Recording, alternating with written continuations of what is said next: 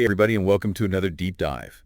Today we're talking about something super important, especially for us here in Southeast Houston, regenerative agriculture. Really important. And specifically, we're going to be taking a deep dive into the Soil Health Academy. That's a good one. They're all about teaching farmers and ranchers, really anyone who's interested, about how to implement regenerative agriculture principles. Yeah. And they're a nonprofit, which I think is super cool. Yeah, Because definitely. it shows that they're not in it for the money. They're really committed to this idea. Right. So for this deep dive, we're going to be taking a close look at their 2019 annual report. Okay. So let's start with the basics.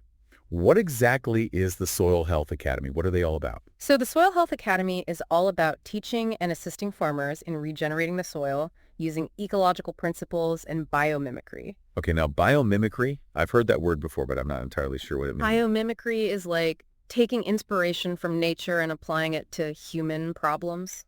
Okay, so it's like looking at how nature does things and trying to learn from that. Exactly. And in the case of agriculture, it means observing how natural ecosystems function and applying those principles to farming. Interesting. Yeah. So it's like working with nature instead of trying to control it. Yeah, precisely. And the Soil Health Academy, they really focus on the practical application. So they're not just teaching theory. Yeah. They're actually helping farmers understand these principles and successfully implement them on their farms. Got it. So they're kind of like a bridge between the science and the actual practice of farming. Right, exactly. So the report highlights some of the key accomplishments that SHA had in 2019. Okay. And one of the things that really stood out to me was that they trained nearly 500 students from 12 countries. Wow. That's a lot of people. Yeah, that's a big reach. It is. And when you think about the impact that those 500 students could have on their own farms and communities, it's pretty incredible. Absolutely. The report also mentions that SHA is estimated to have impacted 5 million acres in 2019. That's huge. That is huge. I mean, to put that in perspective, that's about the size of Yellowstone National Park. That's a great comparison. I thought so. So even though they're focused on teaching individuals, the potential ripple effect is enormous. Right. It's really impressive. It is. And they're not just teaching anyone. They have a scholarship program that targets 3 very specific groups of people. Oh, interesting. Yeah. And these groups, I think they were really well chosen. So the first group is minority, tribal, military veteran, or historically disadvantaged farmers and ranchers. Okay. The second group is traditional farmers who are seeking better ways to farm. Makes sense. Yeah. And the third group is agricultural professionals and educators. Oh, smart. Yeah. So they're reaching a wide range of people who can then go on and share this knowledge with even more people. It's strategic. It is. And it's not just about giving people the knowledge. It's also about building a community and a support system. Right. That's important. Now, the report also includes some interesting statistics from post-attendance surveys. So after attending SHA schools, 100% of the scholarship recipients said they felt more confident about implementing regenerative practices. That's amazing. It is. But what really struck me was that 100% of them also felt more optimistic about their farming futures. Wow. That's powerful. It is. You know, farming can be a really tough profession. It is. So to see that SHA is not only giving farmers the tools they need, but also instilling this sense of hope, I think that's pretty special. Yeah, absolutely. Another statistic that jumped out at me was that 95% of SHA attendees said they were likely to share their knowledge with other farmers. That's great. That's great. It shows that they're really committed to spreading these practices and creating this ripple effect that we were talking about. It speaks to the community aspect, too. It does. It's like they're creating a movement, you know? Yeah, definitely. Now, the report also mentions that SHA was featured as a top solution in the 2019 Philanthropic Action Guide, Healthy Soils to Cool the Planet. Oh, wow. That's a big deal. It is. It means they're being recognized by some pretty important players. Yeah, it shows that they're really making a difference and that their work is being taken seriously. Absolutely. So now that we have a better understanding of what SHA is all about, let's dig into the nitty-gritty of regenerative agriculture. Okay. What are the core principles that they're teaching? So they have 6 core principles of soil health. 6. Okay, let's hear them. All right. So the first one is do not disturb the soil. Okay, so I'm guessing that means no tilling.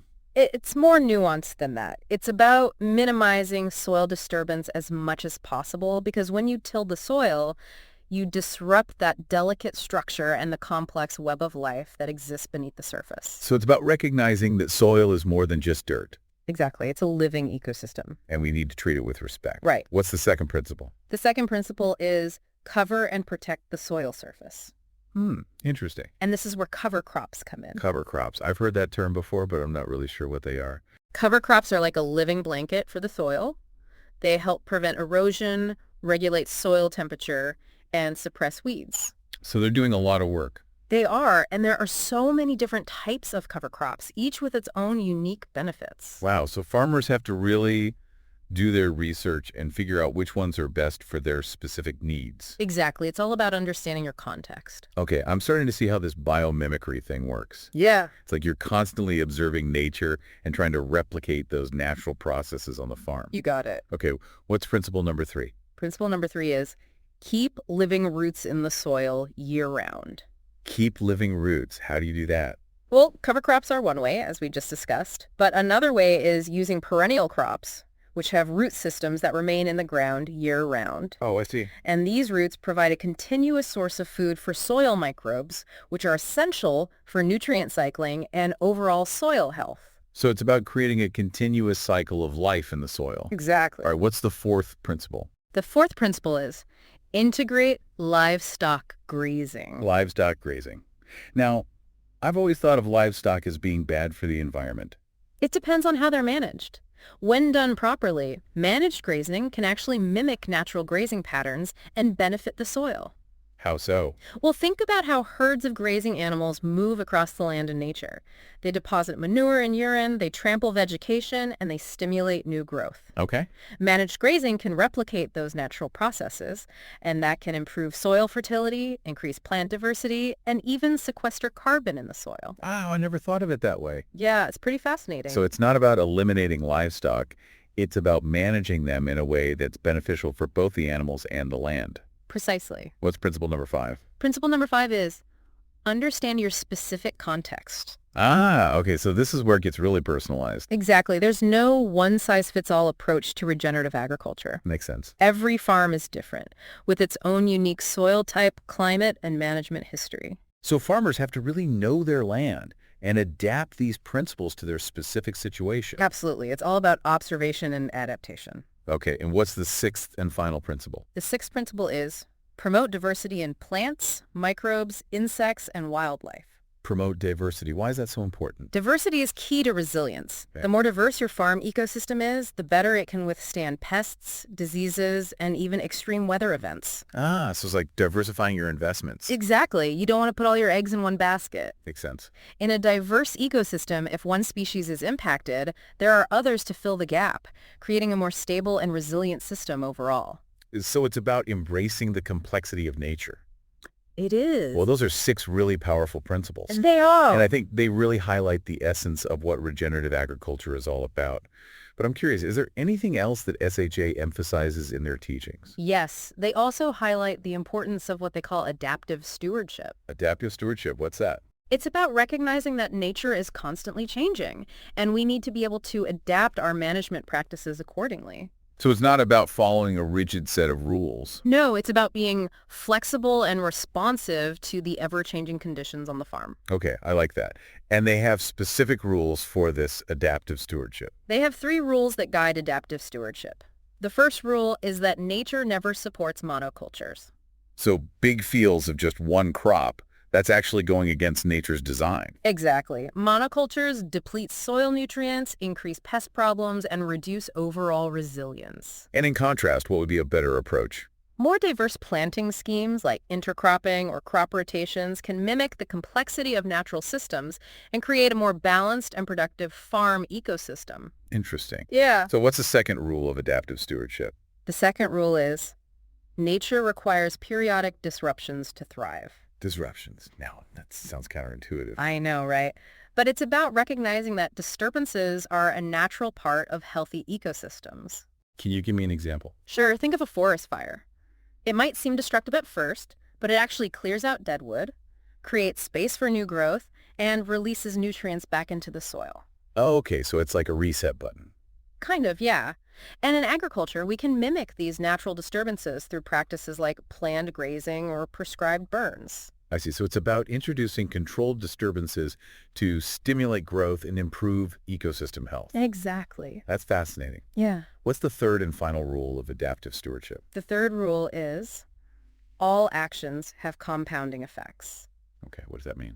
It's a reminder that every decision we make on the farm has consequences, both positive and negative. So it's about thinking long-term and recognizing that our actions today can have ripple effects far into the future. So it's about being mindful and intentional with our actions. Precisely. Well, I think those three rules, along with the 6 principles of soil health, really paint a clear picture of what regenerative agriculture is all about. Yeah, it's a holistic approach. It is, and it's not just about growing food. It's about creating a healthier and more resilient ecosystem. Right. And speaking of healthy ecosystems, I'm really eager to hear about some of the farmers who have successfully implemented these practices. Me too. Their stories are truly inspiring. Well, we'll be back after a quick break to delve into those stories and explore how regenerative agriculture is making a real difference in the lives of farmers and the health of our planet. Sounds good. All right, so let's hear about some of those farmer success stories. Yeah, let's dive into those. I think the report does a really great job of showcasing the real-world impact of regenerative agriculture. It does. And one story that really caught my attention was about a farmer named Adam Grady in North Carolina. Yeah, Grady's story is really inspiring. It is. So he started transitioning to regenerative practices back in 2017. Yeah. And he really went all in, adopting no-till farming, cover cropping, and integrating livestock grazing. He didn't hesitate. No, he didn't. And I think that speaks to his commitment to this idea. Yeah. And he really understood the importance of adapting those practices to his specific land and climate. Right. He didn't just blindly follow a recipe. No, he really embraced that understand your specific context principle. He did. And the results were pretty remarkable, right? Oh, yeah. In just his second year of implementing these practices, he was able to reduce his input costs by a whopping $200,000. That's incredible. It's huge. But his story takes an even more dramatic turn when you consider what happened in 2018. What happened? Hurricane Florence hit his farm. Oh, no. Yeah, and it was bad. His fields were submerged under 8 to 9 feet of water. Oh, my gosh. That's a lot of water. It is. That must have been devastating. It was, but here's the thing. His land recovered much faster than neighboring farms that hadn't adopted regenerative practices. Wow. So the healthy soil and the improved water infiltration really paid off. They did. And it shows how these practices can help farmers build resilience in the face of extreme weather events. Which, as we know, are becoming more and more common. Yeah, unfortunately. But Grady's success didn't stop there. Oh. So in 2019, he was able to pay off all of his personal debt. Wow. Good for him. Yeah, and not only that, he was actually able to purchase an additional farm. With cash. With cash. That's amazing. It is. It really shows that regenerative agriculture can be a pathway to both ecological and economic success. Yeah, it's a win-win. It is. Now, Grady's story is incredibly inspiring, but I think it's important to remember that every farm is different, and the transition to regenerative agriculture can be challenging. Absolutely. It's not always easy. And that's where the support and guidance provided by organizations like the Soil Health Academy becomes so crucial. Yeah, they play a vital role. They do. They provide the knowledge, the resources, and the community support that farmers need to make that transition successfully. Right. It's about creating a network. It is. And another story that I think highlights that community aspect is that of Macaulay Kincaid, a young farmer in Missouri. Okay, what's his story? So Kincaid attended one of SHA's schools in 2019, and he immediately started putting what he learned into action. That's great. He made some pretty significant changes on his farm, like reducing his reliance on synthetic inputs, Like what kinds of inputs? fungicides, insecticides, herbicides, things like that. Okay, so things that are pretty standard in conventional agriculture. They are, but Kincaid was determined to find more sustainable alternatives. So what did he do? Well, for example, instead of 2 applications of fungicide on his wheat crop, he only used 1 later in the season. Interesting. And instead of insecticides, he used a mix of sugar and micronutrients to control pests. I've never heard of that. Yeah, it's pretty cool. It is. So he's reducing his input costs, minimizing his environmental impact, and still producing food. And how did his first year go? Well, he had a profitable and bountiful harvest. Wow, so it really is possible. It is. And I think his story is really encouraging for anyone who might be considering making the switch to regenerative agriculture. Yeah, especially younger farmers. Yeah, exactly. It shows that you don't have to be a seasoned farmer to embrace these practices and be successful. That's a good point. Now, the report also features insights from SHA instructors. Okay. And these are the people who are on the front lines working directly with farmers and answering their questions. That's valuable.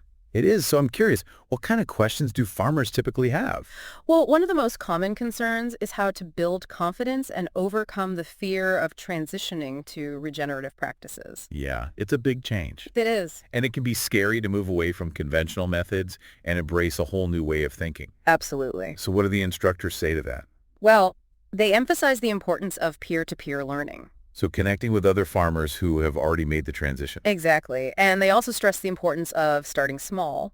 like a pilot project. Yeah, exactly. Experimenting on a smaller scale before making changes across the entire farm. That makes sense. It allows farmers to gain confidence and see how the principles work in their specific context. Oh. Now, another major concern that farmers have is how to deal with extreme weather events. That's a big one. It is, especially with climate change and the increasing frequency and intensity of droughts, floods, and heat waves. It's a real threat. It is, and that's where the benefits of regenerative practices really come into focus. Oh, so? Well, the instructors share countless examples of farmers who have weathered these extreme events more successfully thanks to their healthy soil and resilient ecosystems. So it's about building resilience into the system. Exactly. Now, of course, one of the main goals of regenerative agriculture is reducing reliance on synthetic inputs. Right. Things like fertilizers, herbicides, and pesticides. Yeah, those can have a significant impact on the environment and human health. They can. And the SHA instructors, they really emphasize that regenerative practices focus on building soil health And healthier soil leads to healthier plants. that are more resistant to pests and diseases. So it's a natural defense system. It is. It's about addressing the root cause of the problem rather than relying on those chemical Band-Aids. I like that analogy. Yeah, it's about getting to the source of the issue. Now, what about weeds? How do they address that? Ooh, that's a good question. Because in conventional agriculture, weeds are seen as the enemy.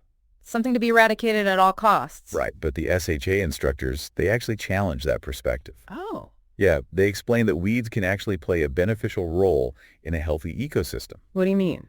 Well, for one thing, they can act as indicators of soil health. Like little warning signs. Yeah, exactly. They can signal imbalances or deficiencies that need to be addressed. Interesting. And they can also help suppress more problematic weeds and provide habitat for beneficial insects. So they're not all bad. No, they're not. It's about shifting our mindset and seeing them as part of a complex system. As part of the web. Exactly. Now, another topic that comes up a lot in these Q&A sessions is the benefits of crop diversity. Especially for larger farms. Yeah, because in conventional agriculture, we often see vast monocultures. Which can be risky. They can. It makes those farms more vulnerable to pests, diseases, and even market fluctuations. Right. Putting all your eggs in one basket. Exactly. But crop diversity can help spread that risk And could create a more resilient system. and a more profitable one. Oh, interesting. Yeah, the instructors share examples of larger farms that have successfully integrated crop diversity. Yeah. They've seen improvements in soil health, reductions in inputs, and even increases in yields. So it's not just about sustainability, it's also about economic viability. It is. And I think these Q&A sessions, they really provide valuable insights into the practical challenges and opportunities of transitioning to regenerative agriculture. They do. They offer practical advice, inspiring stories, and a sense of hope. And speaking of hope, SHA has set a pretty ambitious goal. What's that? They want to increase the number of acres farmed regeneratively tenfold by 2023. Wow, that's a big goal. It is. It's a bold vision, but I think it's achievable. How do they plan to do it?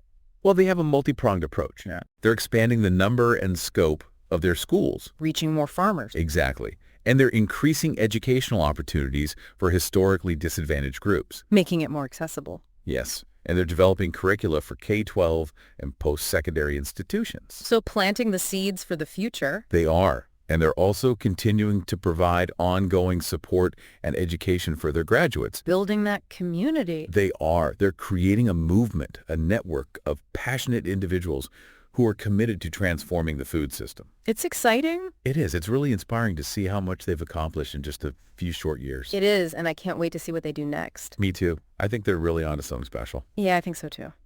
Well, this deep dive into regenerative agriculture and the Soil Health Academy has been incredibly informative. It has? But it's also raised some important questions for all of us, Yeah. even those of us who aren't farmers. Like what? Well, I think it's important to ask ourselves, how can we support this movement? Even if we don't have a farm, how can we make choices that align with these principles? That's a good question. It is, and I think there are many ways to answer it. Even small things can make a difference. Like what? Well, for one thing, we can be more conscious of where we buy our food. Supporting local farmers. Exactly. And we can advocate for policies that support regenerative agriculture. Right. Making our voices heard. And we can simply spread awareness. Educating others. Yeah, telling our friends and family about what we've learned. It all adds up. It does, and I think that's the key takeaway here, Yeah. that we all have a role to play in creating a more sustainable and regenerative future. Absolutely. Every action counts. We've been talking a lot about the big picture of regenerative agriculture. The global impact. Yeah, but I want to bring it back home a bit, Okay. How can we as residents of Deer Park, LaPorte, and Pasadena, how can we actually support this movement? Well, I think one of the most powerful things we can do is be conscious of where we buy our food. So like becoming locavores. It doesn't have to be that extreme. You don't have to completely overhaul your lifestyle overnight. Right. But even small changes can make a difference, like checking out local farmers markets or Yeah. joining a community-supported agriculture program, a CSA. Yeah, I've actually been thinking about joining a CSA. How do those work exactly? Basically, you subscribe to a farm, and then you get a weekly share of their harvest. So it's like a direct connection with the farmer. Exactly. And it's a great way to get fresh, locally grown produce and support farmers who are using sustainable practices. And it's not just about the food itself, right? It's about building relationships. Absolutely. It's about community. It's about knowing where your food comes from. Yeah, I like that.